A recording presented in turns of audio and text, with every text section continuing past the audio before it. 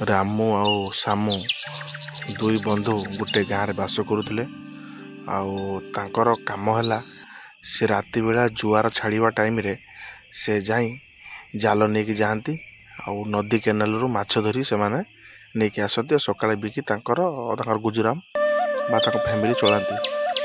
ସେଦିନ ବୁଧବାର 12:25 ଟାଇମ୍ରେ ସାମୁ ଆସି ରାମୁକୁ ଡାକିଲା, ରାମୁ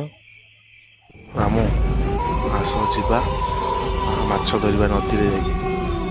ସେଠୁ ରାମୁ ଉଠି ପଡ଼ିଲା ସାଙ୍ଗେ ସାଙ୍ଗେ ମୁହଁଟା ଧୋଇ ଦେଇ ସେଠୁ ରାମୁ ବାହାରି ପଡ଼ିଲା ମାଛ ଧରିବା ପାଇଁ ଜାଲ ଆଉ ମୁଣା ଧରି।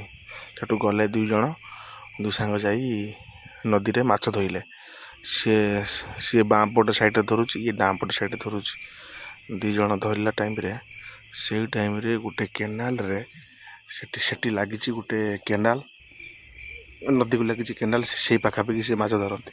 ସେ କେନାଲ ସାଇଡ଼୍ରେ ସେପଟ ସାଇଡ଼୍ରେ କିଏ ମାଛ ଧରୁଛି, କଳା ଦେଖାଯାଉଛି, ମାଛ ପକାଉଛି, ତାକୁ ଲାଗୁଛି ସେପଟ ସାଇଡ଼୍ରେ କିଏ ମାଛ ଧରୁଛି। ତାଙ୍କ ମନ ଭାବିଲେ କିଏ ବୋଧେ ଆସିଛି ବୋଧେ ଲୋକ ଧରିବା ପାଇଁ।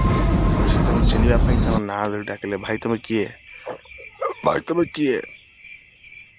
ସେଠୁ ସିଏ ଜବାବ କିଛି ଦେଲା ନାହିଁ।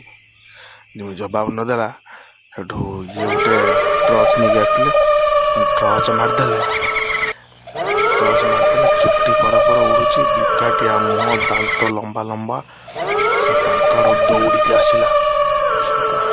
ଦି ଭାଇଙ୍କ ବୁଦ୍ଧି, ତାଙ୍କ ହାତରେ ଜାଲ ଥିଲା, ସାଙ୍ଗେ ସାଙ୍ଗେ ଜାଲରେ ଘେରି ହେଇ ପଡ଼ିଲେ। ସେ ତାକୁ ଆଉ ଛୁଇଁ ପାଇଲା ନାହିଁ। ଆଉ ସେମାନେ ଜାଲ ଧରି ପଳେଇ ଆସିଲେ। ତାଙ୍କ ବାଟରେ ଶବ୍ଦ ହେଲା,